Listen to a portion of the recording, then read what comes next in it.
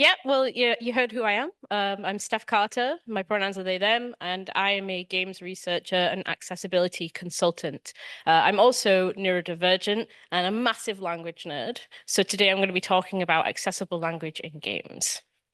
So to start with, I want to talk about the role of language in gameplay. Language isn't just dialogue or written text, it's everywhere in the game worlds we build.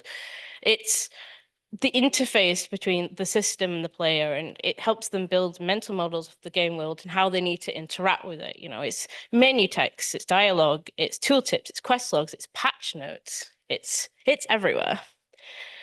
And what about language in terms of cognition, and cognitive accessibility? Well, language has its own area in cognitive function, which means that language can also be impacted when it comes to cognitive differences and cognitive impairments. And the use of language can also interact with the other domains of cognitive function.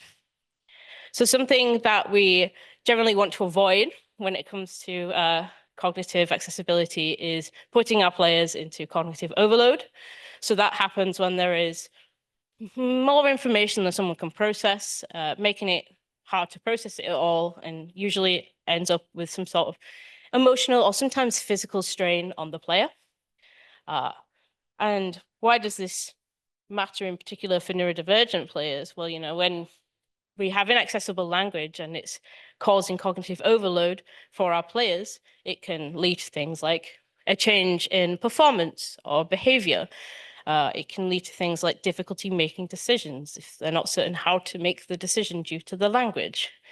And it can also lead to frustration and ultimately disengagement. And that could be temporary, just for a session, or it could be complete disengagement in the game. I'm never touching that again.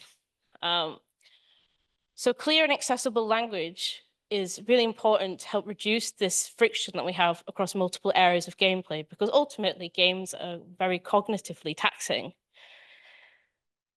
Who else benefits from accessible language? Well, everyone. When we design for access needs, we design a better experience for everyone else as well. But just to pick out a few examples, younger children, so any games that younger children can play, have a developing literacy level. So if we have clear, accessible language, they can play our games. People with English as a second language who want to play the game in English, the language it may have been developed in. And also tired parents with screaming children who just want to have a break for an hour and play a game. So as part of my talk, I'm going to be talking about some good and bad examples from games I have played. That does not mean that other ones do not exist. It's just my lived experience. To start with, I want to address dense and disorganized text. So this is more about the presentation of the language. Long blocks of information that are delivered all at once without any sort of structure or visual or grammatical breaks. On the left, I have an example from Pillars of Eternity, which actually had quite a helpful language glossary, which is good for other reasons I'll cover later. But it's quite densely presented, and it's also it's laid on top of quite dense text as well. And this relies, on me having to kind of reread the same line over and over, and it's quite difficult to process and navigate what I'm doing. So what I do instead is I don't read it, which is not ideal. On the right, we have Sudoku, which is a gacha game. A problem that one had was that the text would be too long and it would have to be displayed in the next text box. And there was no way to go back and repeat the text or any sort of history for me to look at. And when it cuts off mid-sentence, like it does in the picture, I have to then remember the other half of the sentence to be able to comprehend it fully, which is not great for my cognitive load. Another example I have, so I have two examples, Monster Hunter World and Monster Hunter Wilds. So in the Monster Hunter World, one of the older games, there were a lot of menus that they had to navigate, but the language itself was quite organized and clear. Whereas in Monster Hunter Wilds, on the right, they reduced the amount of menus, which is good that they did because it's more accessible in other ways for cognition. but it's quite disorganized and difficult to locate what you need. There's no particular order to the text. Like it's not alphabetical or anything. So when I'm playing Monster Hunter Wilds and I'm in a rush and I just want to forge or upgrade some armor, what I do is I just click on the one that looks kind of right and just hope that's the one I wanted. So there's a lot of guessing and backtracking when I'm playing this game. My final example for this one. So I've taken Oblivion, original and remastered, and it's the same vampiric nightmare that they give to you when you contract vampirism. So on the left, you can see what it used to look like in the original, where the text is quite tightly wrapped inside the text box, and it causes sentences to spill over multiple lines. And again, you get this problem of, well, you're rereading the same line over and over, and you might lose track of what the sentence is trying to say. There's also no differentiation between the button, the done, and the rest of the text, which just means I have to work that little bit harder to make that separation myself. Whereas in Oblivion Remastered, so it's exactly the same text, but they've made the text box a bit bigger. The text is quite small on screen, but it can be made bigger, I promise. And there's this clear distinction between this confirm button and the rest of the text. So very little had to be changed, but the overall experience is better. And I'm actually able to enjoy the immersion of having this vampiric nightmare. The next thing I want to talk about is unclear or unfamiliar language. And I've picked one of my favorite games, Overwatch. So this is when language is not distinct, clear, or familiar enough to understand what it's referring to. And I took a patch note that I still don't know what it says. So if anybody else knows what it's trying to say, can you tell me in the break, please? But the main problem there was with this patch note is that, you know, a lot of the meaning is shoved to the end of the sentence, and the noun phrase is too long. But also they're using a lot of terminology that the developers know what it means, but it doesn't mean the players know what you're referring to. So even when they've added the developers comment, it's not really that helpful in the grand scheme of things, you know, in describing the change they want to communicate to the players.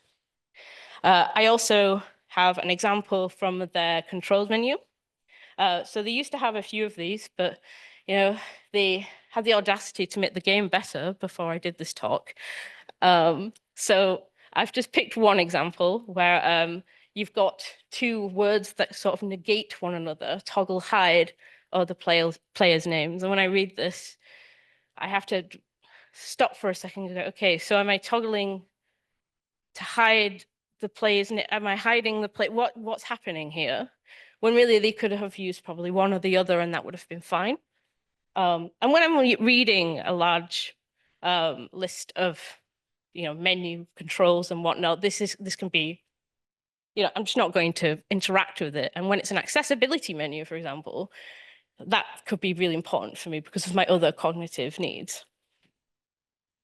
This is a positive example from Avowed, where they have a language glossary, not too dissimilar to what Pillars of Eternity have, where they have along the side some of the language-specific stuff that exists in this world explained, and you can go through it and see what each thing means, and you can toggle it on and off as well, so you don't have to keep looking at it.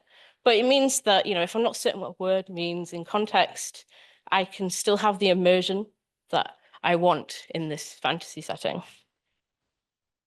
And finally, and definitely not the least of them all, that's not what I meant. So this is when there is a mismatch between the choice and the outcome of an action due to either the content that's shown to me, or the tone, or the structure of the language.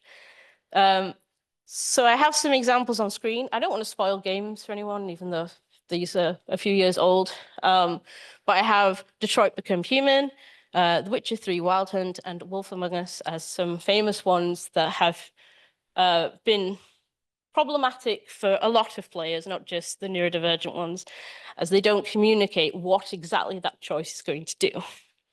So this is a problem on in its own, but the reason it's an access problem is because I'm autistic, and planning and expectations are really important to me, especially when it comes to narrative-driven games. I plan everything very carefully. It's part of why I enjoy it. And having this mismatch is enough to make me completely disengage or restart the conversation, which is something I can't do in real life, unfortunately.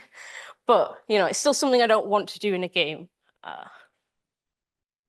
So another example, Fallout 4, when it first released, had quite uninformative dialogue choices. They were quite misleading in tone or content, and then people would get quite frustrated because they click on something thinking, oh, like brave of you. I'm not necessarily going to get sarcasm in that.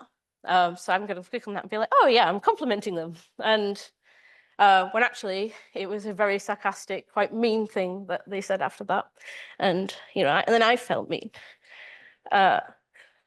Yeah, so game modders actually fix this by just showing the full line of dialogue. So having a bit more context and making it similar to the Fallout games of previous to them, prior to them, was really helpful.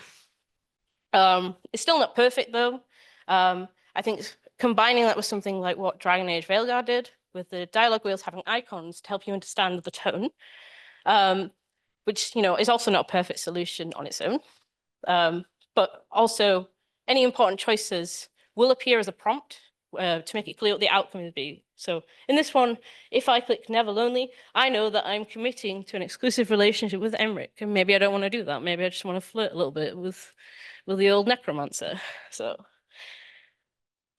So I'm going to quickly go through some tips that could potentially help make language more accessible. But just remember that, that it's not going to work just because you add it into your game. Like, it will interact with different mechanics and whatnot. So let the players control the place. Let them replay, let them skip, let them pause. Then you're not having to rely on me memorizing everything, and it's just a better time. Separate key information from the flavor text. Consider alternative ways to present language. Do you want, some people prefer just audio, some people prefer visual, some people prefer both. So if you can give them that option, even better. Use clear, unambiguous language in instructions and other moments of guidance.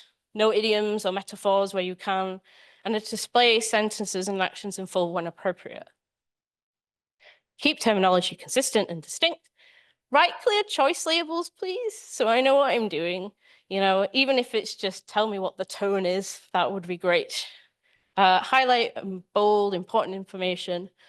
Toggle any extra content so that I have control over the space, so I don't have too much language, too much information. And then finally, use meaning first sentence structure. I shouldn't have to wait to the end of the sentence to figure out what you're trying to say to me, which is something I wish academics knew when they ask questions on talks. So does this hurt creativity? No. So I don't want to play a game that doesn't have creative language out of it. That's not what I'm saying. What I'm saying is that clear, accessible language, small changes to your language, that can help me access what you intended for me in this experience or this interactive, gameplay. You want me to understand what you meant, right? So just do it. I'm not going to read this out because it'll take too much time, but here are just some questions that can help guide the design process when considering accessible language.